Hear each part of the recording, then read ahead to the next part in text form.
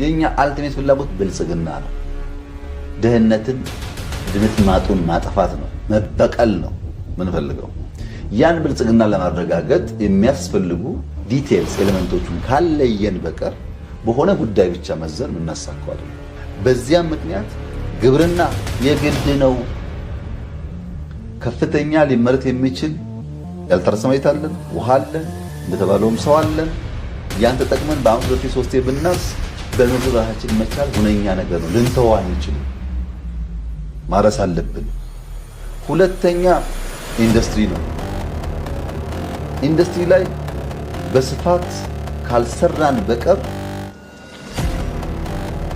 በግብርና ብቻ የምናስበውን ኤምፕሎይመንት የምናስበውን ኤክስፖርት ልናሳካቸው ምርት ያስፈልጋል። እነዚህም በቂ አይደሉም። ቱሪዝም ያስፈልጋል።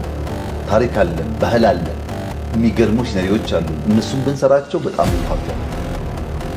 ይሄም በቂ አይደለም። የዘነጋነው ሀብት አለ። ማይኒንግ እንጠቀምበት።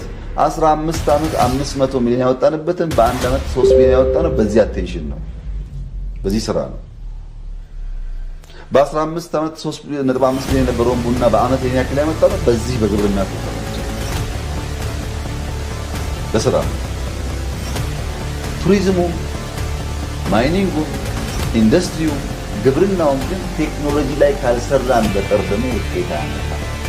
እሱም መጨመር አለ። ሰርቪስ አት ዘ ኤንድ እያንዳንዱ ሰው ይመጣል።